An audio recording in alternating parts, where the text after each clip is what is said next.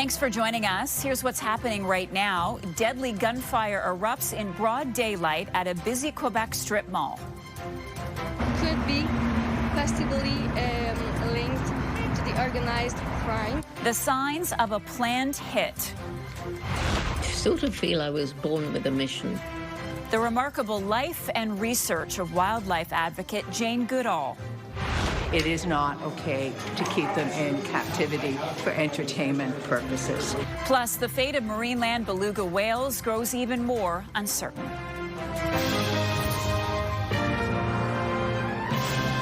CTV National News with Sandy Ronaldo.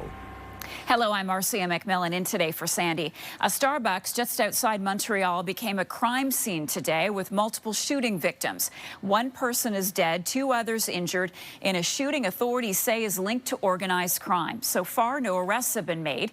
CTV's Geneviève Bushman is there and joins us with the details. Geneviève, what are you learning?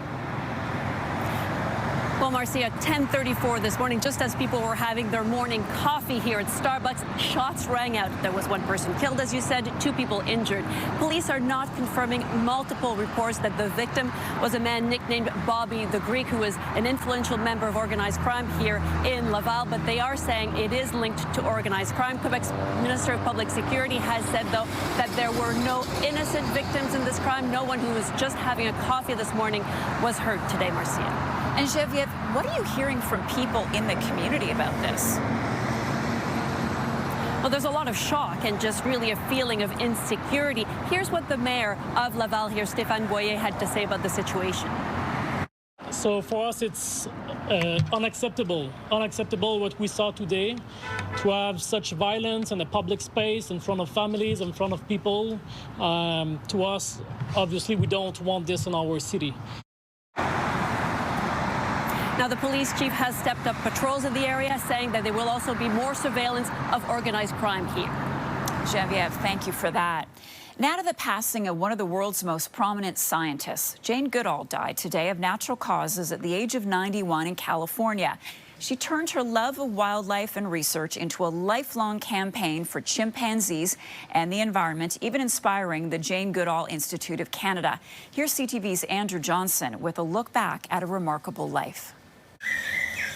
When a young British woman with a childhood love of primates but little scientific training traveled to Tanzania in 1960, she changed the way we look at chimpanzees. When I got to Cambridge finally, they were totally horrified. I'd named the chimps instead of numbering them. I talked about them having personalities. I talked about them having minds and being able to have rational thoughts and emotions, happiness, sadness, fear.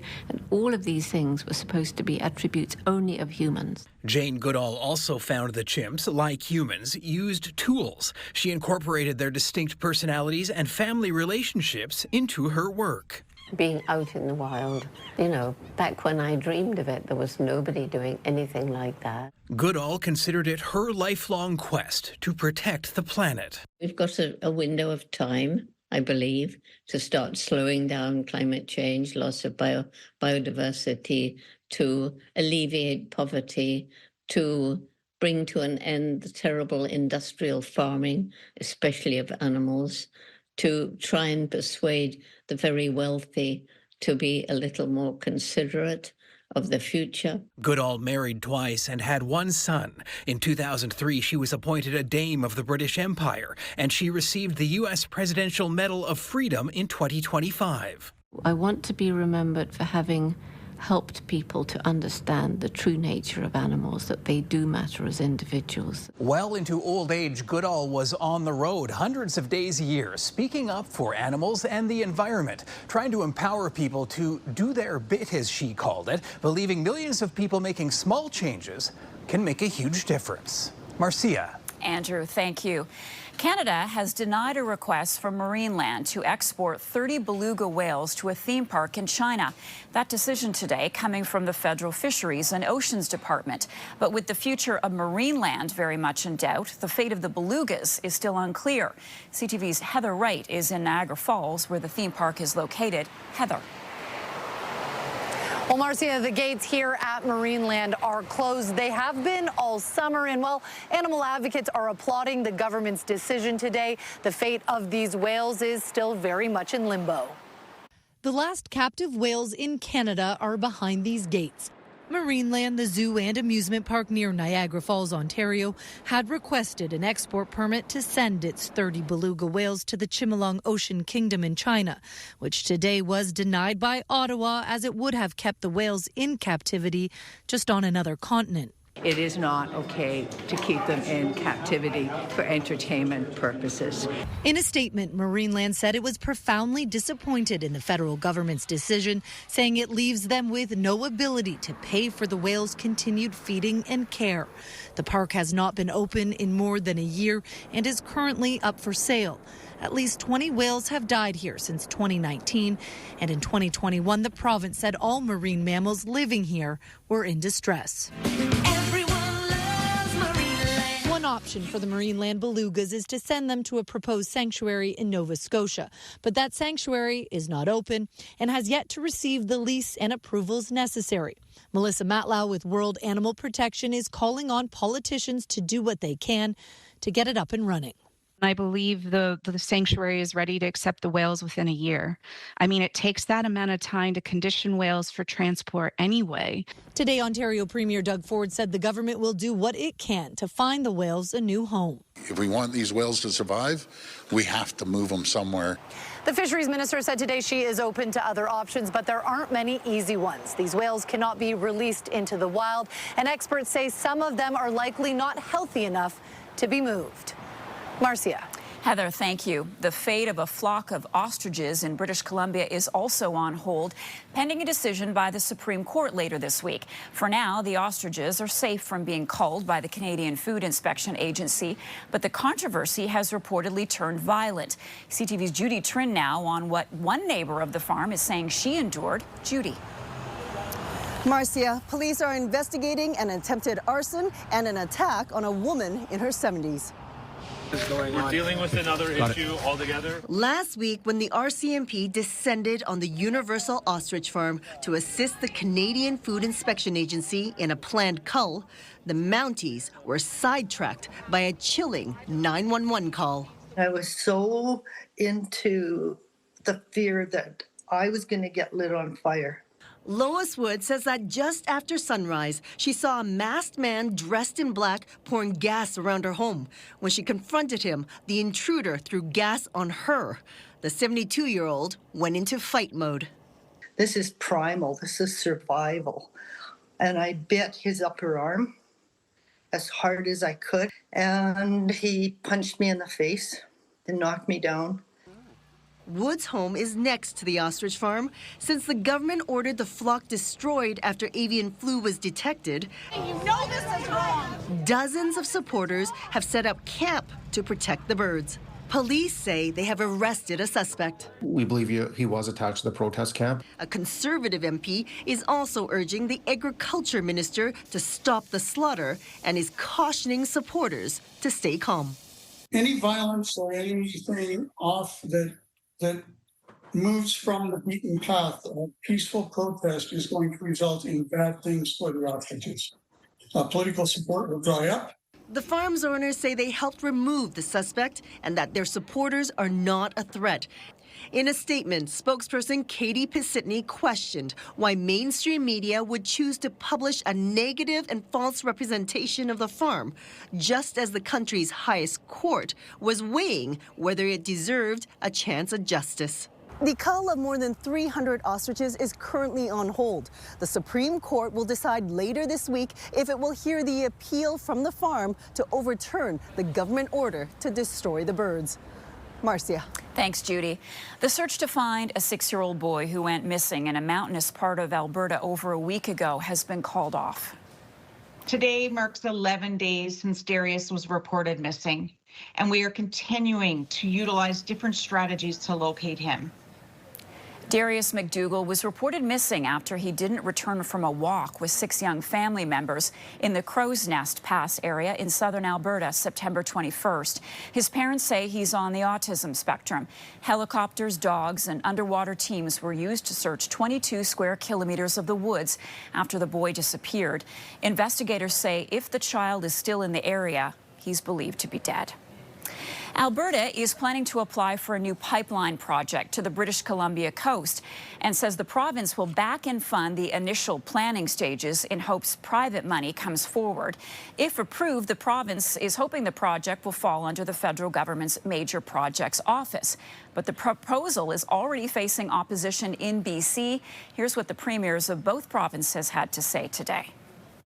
This is a test of whether Canada works as a country. Because if we can't build with collaboration of the federal government and between provinces, if it's everybody gets to get their products going to market except Alberta, that's not a country. A country is one where we support each other. And I think Canadians are there, and I hope that we can get more and more politicians to get there too. The challenge that I have is that this proposal from the Alberta Premier for taxpayers to do this work comes at the expense of real private sector projects that are going to lift our economy and lift the national economy, and for no apparent reason other than one can only assume politics. And so all I can say is let's stay focused on real projects. CTV's senior political correspondent Vashi Kapelas joins us now. So Vashi, if BC is not on board, what happens to Alberta's plan? Well, I think it becomes a huge headache for the federal government from a political perspective, Marcia, because ultimately, if this does end up making its way to the feds to make a decision whether or not it goes on that mid-November major projects list, they're going to have to decide or try and navigate what is a very apparent cleavage by way of the clips that you just posed. I think there are a couple of things that emerge from this. I think that the Alberta Premier, Danielle Smith, would hope that the province's backing actually is able to push it forward through BC, that they will do a lot of consultation with First Nations groups who are opposed and things like that in order to get the government in BC on board. But if you listen closely to Premier Eby, it certainly doesn't sound like, even if there were a private proponent, that he is necessarily gung-ho, and that's based largely on the experience of Northern Gateway, where there was a ton of environmental and First Nations opposition to that pipeline. This would essentially be kind of like a repeat of that. So both premiers seem fairly stuck in their positions, which makes it a big political headache for the feds, Marcia. Vashi, thanks for that. Ontario Premier Doug Ford responded to President Trump reviving rhetoric about Canada becoming the 51st state. And, you know, President Trump's back at it again. This guy's too much. He's out there back on his 51st state. Again, I'm going to ignore him. I'm going to start focusing with our federal government what we can do to be more competitive. So these comments come as Ford hosted Michigan Governor Gretchen Whitmer. The two leaders touted the importance of the cross-border trade relationship, highlighting the impact on the auto sector. Trump made his comments yesterday while speaking to senior military commanders. The shutdown of the U.S. government continues today after a vote in the Senate failed to get enough support to reopen. It's the first government shutdown in more than 6 years, and this one is different under President Trump. CTV's Joy Malman joins us now from Washington. Joy, we heard from the vice president on this today. Bring us up to speed on where it all stands. Yeah, well, here we go again, Marcia. Democrats and Republicans are blaming each other. Democrats say that they're holding out to restore healthcare cuts, but Republicans say fund the government first, and we'll talk about that later. Tourist attractions, museums are closed, and the shutdown could hit travelers, including Canadians. Air traffic controllers and TSA agents showed up to work without pay. Back in 2019, the last shutdown, many workers stayed home or called in sick, causing flight delays and long lineups at security check-ins. Now, President Trump says he will use the shutdown to permanently fire federal workers. The vice president says they have no choice. Have a listen. We are going to have to lay some people off if the shutdown continues. We don't like that. We don't necessarily want to do it, but we're going to do what we have to keep the American people's essential services continuing to run. So, Joy, pressure is on for the Democrats, but the president was poking fun at them online. What can you tell us about that? Well, rather than negotiate, the president mocked Democratic leaders on True Social. In an AI-generated meme, he showed Hakeem Jeffries in his sombrero and mustache and Senate Leader Chuck Schumer. Jeffries called out the president for what he called racist, bigoted stereotypes, and the vice president, he just laughed it off. I think it's funny. The president's joking, and we're having a good time. You can negotiate in good faith while also poking a little bit of fun. I'll tell Hakeem Jeffries right now, I make this solemn promise to you that if you help us reopen the government, the sombrero memes will stop. I'm not sure that will end this shutdown. Both sides seem dug in. The last time government was closed for business, it lasted 34 days. Marcia? Joy Malbin for us in Washington. Joy, thank you for that. Coming up, a partial building collapse in New York City. There was some type of explosion. A fatal disaster barely avoided.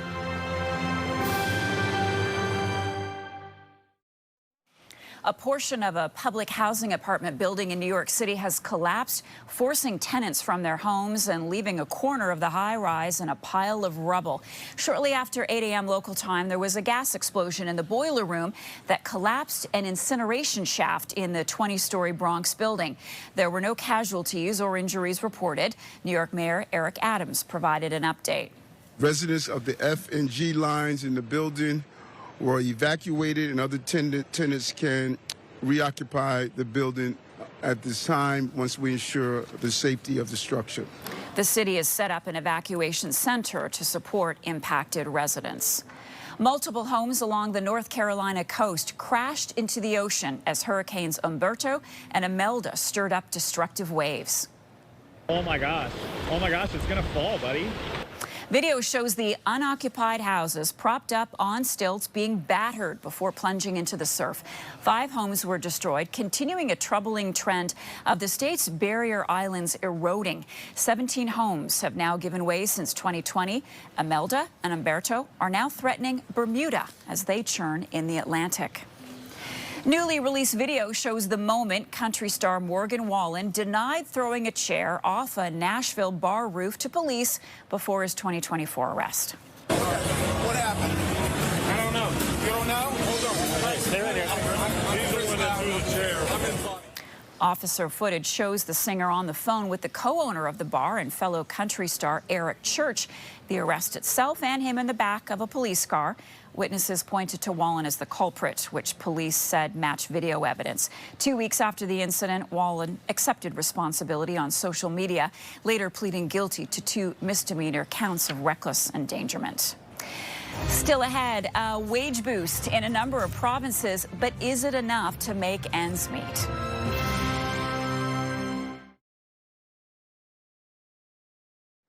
Five provinces hiked their minimum wage today. Welcome news to workers struggling to make ends meet. But with the cost of living still so high, many fear it's not enough to make a real difference. CTV's Maria Saru joins us from PEI, which saw the second biggest increase. Maria. Marcia, at this bakery in Charlottetown, the change will show up in staffing and eventually prices, but employees say every cent helps. It's peak season for this bakery. More orders to wrap, more cakes to deliver. And now pay bumps are adding pressure. Instead of having 3 people, we compromise on 2 people and we'll give them extra hours. 2 employees at Charlottetown Bakery and Cafe make minimum wage, but all are getting raises. 5 provinces increased legal hourly rates Wednesday to help workers. Nova Scotia, followed by PEI, saw the highest hikes, both now set at $16.50. Ontario's at $17.60, Saskatchewan $15.35, and Manitoba $16.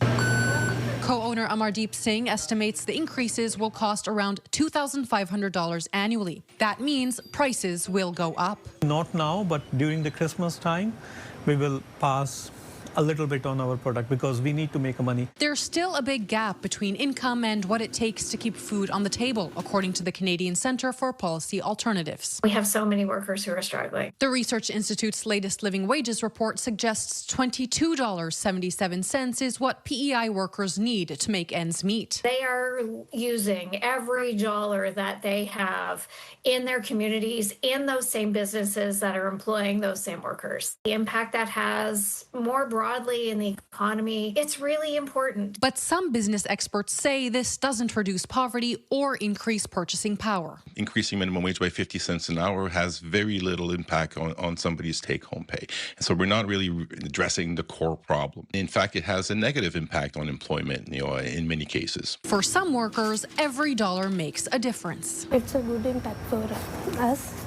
I'm glad I can get more money. Other grocery stores is very expensive. What the experts I talked to agree on is that minimum wage is just one factor in the formula. Reducing income taxes, for example, offers relief. Marcia. Thanks, Maria. After the break, the outcry on Parliament Hill over a new higher price to pay respect.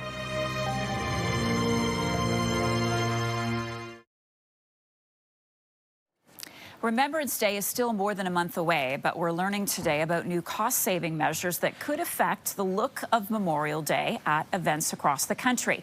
CTV's Abigail Beeman is in Ottawa with the exclusive details. Abigail, what can you tell us? Marcia, in an era the Prime Minister describes as being about spend less, invest more, some are questioning whether Veterans and Remembrance Day wreaths are a worthwhile place to cut, while the Veterans Affairs Minister's office says this isn't about the spending review. Laying a wreath at cenotaphs and ceremonies across the country is a long-time tradition and a way to honor veterans at Remembrance Day.